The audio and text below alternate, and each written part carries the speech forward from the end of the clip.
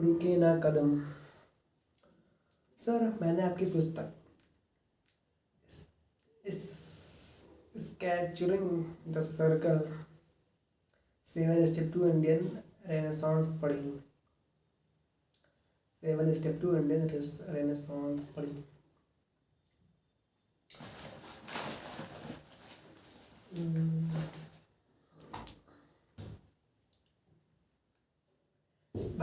भारत के रेनेसांस यानी पुनर्जागरण का विचार दिलचस्प भी है और प्रेरणादायक भी, क्योंकि मेरे दोस्त और मैं किताब के शीर्षक से कुछ भी नहीं समझ पाए थे।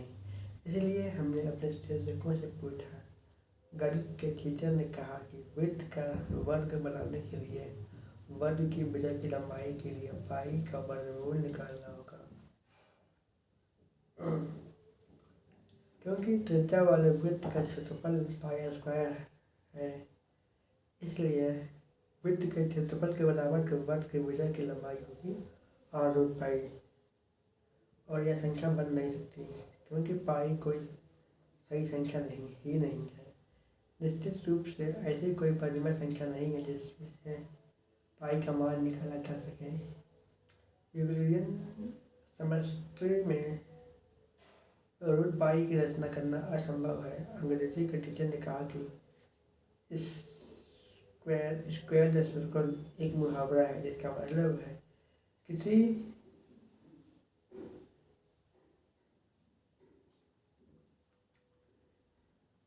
असंभव से सवाल का समुचित हल ढूंढ निकालना, खास तौर से इसलिए क्योंकि उसके बारे में इससे जुड़े लोगों की नजरिए और राय बहुत ही अलग अलग तरह की है। इन दोनों जवाबों से मुझे यह समझ में आया कि आपने स्क्वायरिंग द सर्कल को जो असंभव है वह करने के प्रयास के एक रूपक के तौर पर इस्तेमाल किया है। तो क्या भारत का रेनेसांस यानी पुनर्जागरण की शुरुआत करना असंभव है, या फिर आप दोनों ओर के सत्ताधारी और विपक्षी दलों के राजनेताओं को अपने देश के विकास के कारोबार को वृत्त का वर्ग बनाने वाली बात के लिए अराजी करने की कोशिश कर रहे हैं? कृपया स्पष्ट कीजिए। जो बाहर को नजर दौड़ाता है वह सपने देखता है, जो अपने अंदर झांकता है वह जाग जाता है। कार्ल गुस्ताव जंग। जब मैं पुनर्जागरण की बात कहता हूँ तो मेरा तात्पर्य उन लोगों से होता है जो अपने सपने के प्रति प्रतिबद्धता, लगन, डर के बावजूद और भरोसे अपने आप पर की बदौलत कामयाबी हासिल करते हैं। आज़ादी के लगभग 60 दशक होने को है, लेकिन एक राष्ट्र के रूप में हम लोग गोल गोल घूमते जा रहे हैं, यानी वहीं के वहीं है। एक स्तर पर विकास हुआ है, दौलत पैदा की गई है, लेकिन ज़्यादातर भारतीयों की ज़िंदगी में अभी सुधार आना बाकी है। हमें अपने तौर तरीके ठीक करने हैं और पक्के इरादे के साथ आगे बढ़ना है ताकि हम एक विकसित और शांति प्रिय राष्ट्र की अपनी नियति को प्राप्त हों। राष्ट्र परिवारों से मिलकर बना होता है और परिवार बने होते हैं व्यक्तियों से। व्यक्ति से राष्ट्र के बीच एक सीढ़ियों जैसा सिलसिला है जो दोनों तरह से काम करता है। एक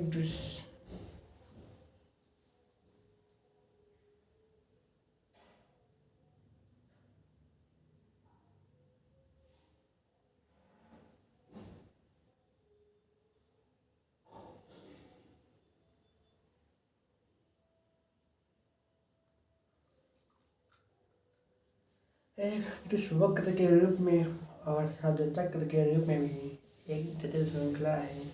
एक दूसरे से जुड़ी घटनाओं की लोगों के साथ उसके प्रभाव की जानकारी देने का सिलसिला भी चलता रहता है।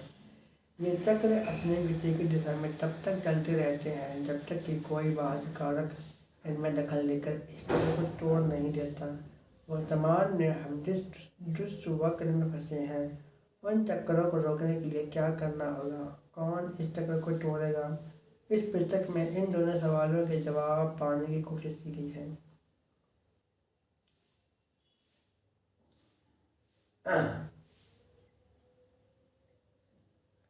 क्योंकि आपने इसे पढ़ा है, इसलिए मैं इस विषय पर यहाँ चर्चा नहीं करूँगा। इसके बजाय मैं आपसे अनवरत चलने वाले व्यक्तियों के बारे में बात करूँगा, जिसे रोका ना जा सके। ना रुकने वाले व्यक्ति में 6 खूबियाँ होती हैं। पहली है सपने देखना, समर्पित होना और क्रियाशील होना। तो पहली खूबियाँ हैं सपने देखना, समर्पित होना और क्रियाशील होना। हम सभी के अंदर कोई जुनून, कोई सपना, कोई लक्ष्य तो होता ही है। चाहे आप पुस्तक लिखने के लिए हो, लोगों को भोजन कराने के लिए हो, पेड़ लगाने के लिए हो, मंदिर, मस्जिद या सामुदायिक भवन बनवाने के लिए हो। व्यक्ति के अंदर कोई भी इच्छा हो, एक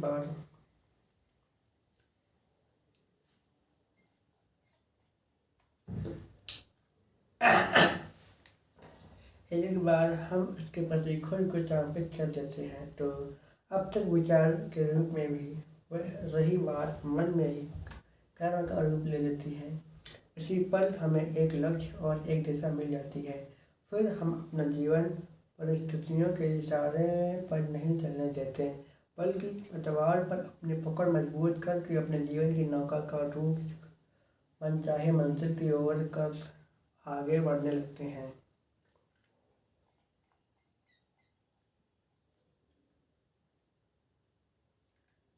यह ठान लेना कि विकल्प के रूप में भी असफलता का कहीं नामो निशान नहीं है, चमत्कारी साबित होता है। अपनी मंजिल की ओर बढ़ते हुए रास्ते में आने वाले तूफानों से हम कैसे लड़ते हैं, उससे पता चलता है कि हमारे समर्पण में कितनी ईमानदारी है। सिर्फ किसी लक्ष्य के प्रति खुद को समर्पित कर देना ही काफ़ी नहीं होता, क्योंकि हो सकता है कि बाद में खुद पर भरोसा न रहे, आलोचनाओं से डर लगने लगे, निराशाएं और कुंठाएं घेर लें, और जब भी कुछ महत्वपूर्ण हासिल करने की कोशिश की जाती है तब इनसे वास्ता पड़ता ही है। लेकिन अगर हम वास्तव में अपने लक्ष्य के प्रति समर्पित होते हैं, तो फिर हमारे अंदर लक्ष्य को हासिल करने का पिट बुल नस्ल के शिकारी कुत्ते जैसा पक्का इरादा होना चाहिए।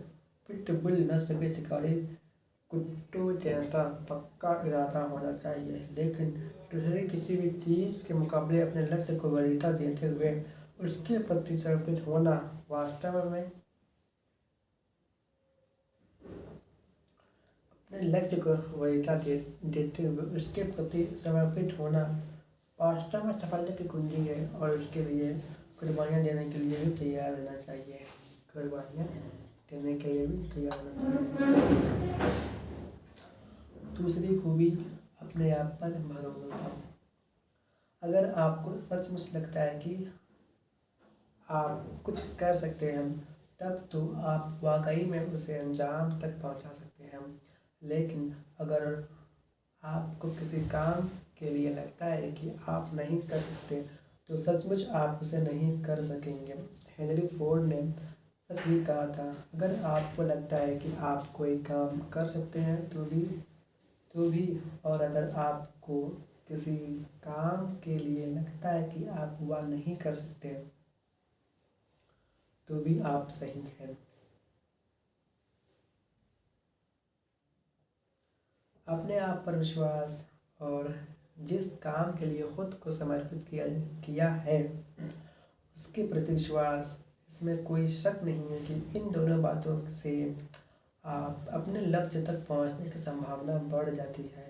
मन में यह ठान लेना कि विकल्प के रूप में भी असफलता का वही नामो निशान नहीं है, चमत्कारी साबित होता है। मतलब अपने आप पर विश्वास और जिस काम के लिए खुद को समर्पित किया है, जिस भी काम के लिए अगर आपने खुद को समर्पित किया है उसके प्रति विश्वास, इसमें कोई शक नहीं कि इन दोनों बातों से अपने लक्ष्य तक पहुंचने की, इसमें कोई शक नहीं है कि इन दोनों बातों से अपने लक्ष्य तक पहुंचने की संभावना बढ़ जाती है। मन में यह ठान लेना कि विकल्प के रूप में भी असफलता का कहीं नामो निशान नहीं है। चमत्कारी साबित होना है। मतलब यहाँ तक तो ये बात समझ में आ रही है कि और जिस काम के लिए खुद को समर्पित किया है उसके प्रति विश्वास, इसमें कोई शक नहीं है कि इन दोनों बातों से मतलब अपने पर विश्वास और जिस काम के लिए खुद को समर्पित किया है उसके प्रति विश्वास, इन दोनों बातों से अपने लक्ष्य तक पहुंचने की संभावना बढ़ जाती है। मन में यह ठान लेना ये विकल्प के रूप में ऑप्शन के रूप में कि तुम्हारे पास कोई दूसरा ऑप्शन नहीं है। असफलता का नामो निशान नहीं। असफलता का कहीं नामो निशान नहीं है। असफलता का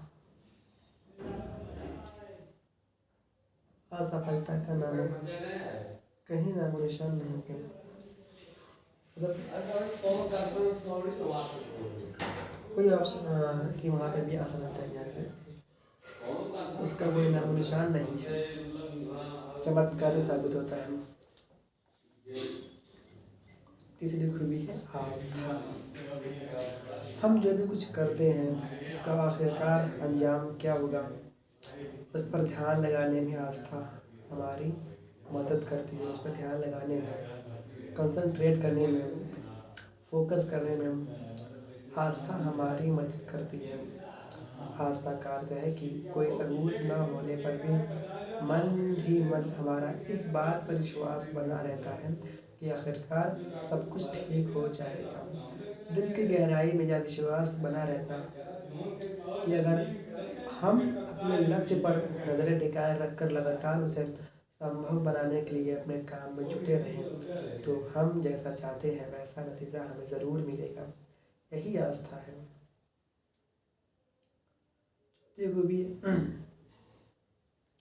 चौथी खूबी है हर हाल में सफल होने का साहस। हर हाल में सफल होने का साहस चौथी खूबी है। हर हाल में सफल होने का साहस। हमें आलोचनाओं को अपने हमें आलोचनाओं को अपने सपने की राह में अड़े नहीं आने देना चाहिए। जब लोग दूसरों को कुछ ऐसा करते देखते हैं जिसे सामान्य व्यवहार से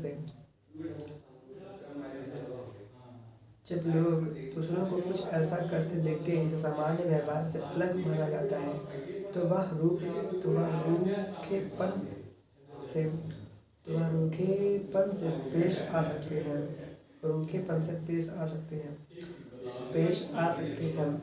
कभी कभी लोग निराशजनक और नकारात्मक बातें करने लगते हैं। किसी का बदला हुआ व्यवहार कई बार लोगों में असुरक्षा की संभावना किसी का बदला हुआ व्यवहार कई बार लोगों में असुरक्षा इनसिक्योरिटी की भावना पैदा कर देता है।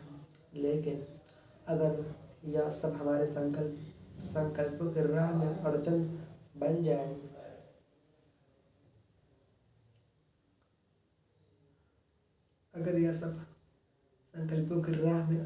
बन जाए तो हम सब बेकार, सब कुछ हाथ से निकल गया। सब हाथ से निकल गया। आलोचनाओं को पीछे छोड़ आप जो हैं और जो होना चाहते हैं लगातार इसी सोच के साथ जीने के लिए भी बड़ा साहस चाहिए। खुशी अपनी इच्छा को पूरा करने से नहीं बल्कि किसी बड़े और अच्छे उद्देश्य के प्रति खुद को समर्पित करने से हासिल होती है। और हम जो चाहते हैं उस दिशा में सच्चे मन से काम करना ही खुद से प्यार होने की निशानी है जो हमारे ज़िंदगी को मकसद और मायने देती है।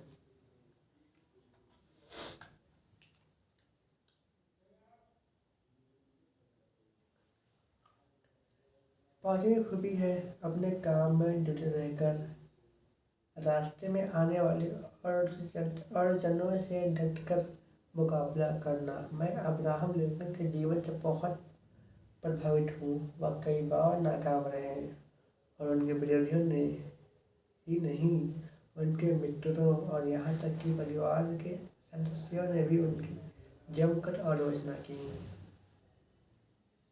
अगर वह इस सारी आलोचना का असर अपने ऊपर होने देते तो अपने देश के लिए उनका असाधारण सपना बेकार चला जाता।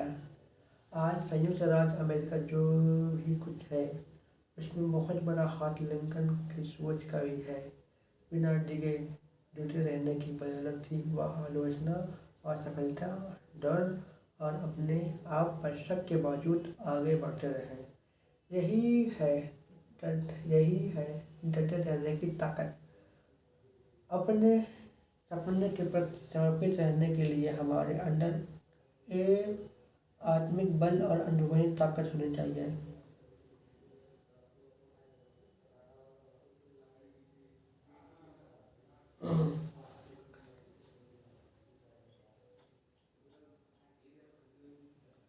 कभी न रुकने वाले व्यक्ति में गुण सपने देखें, तय करें और कदम बढ़ाएं।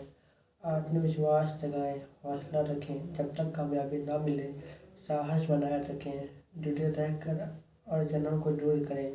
मंजिल को पाने का जुनून। छठी खूबी है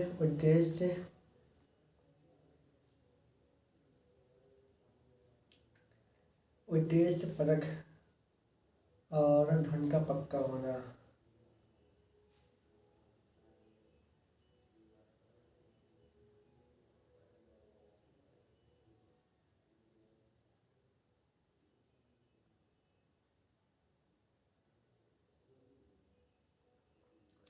कई लोगों को इस बात का सही अंदाजा नहीं होता कि सच्ची खुशी क्या होती है। खुशी अपनी इच्छाओं को पूरा करने से नहीं बल्कि किसी बड़े और अच्छे उद्देश्य के प्रति खुद को समर्पित कर देने से हासिल होती है। और हम जो चाहते हैं उस दिशा में सच्चे मन से काम करना ही खुद से प्यार करना है जो हमारी ज़िंदगी को मकसद और मायने देती है। एक बार हम जो खुद को किसी बड़े उद्देश्य के प्रति समर्पित कर देते हैं तो हमारा जीवन अर्थपूर्ण हो जाता है। और जब हमें जुनून के साथ अपनी धुन के पक्के होकर काम करना भी जुड़ जाए तो समझिए महान बनने की विधि हमारे हाथ लग गई है। हमें यह सुनिश्चित करना है कि रोज़मर्रा के काम का भार और ज़िंदगी के उतार चढ़ाव हमें अपने लक्ष्य से भटका ना दें, ताकि हम अपने चुने हुए मार्ग से लिए बिना आगे बढ़ते चले जाएं।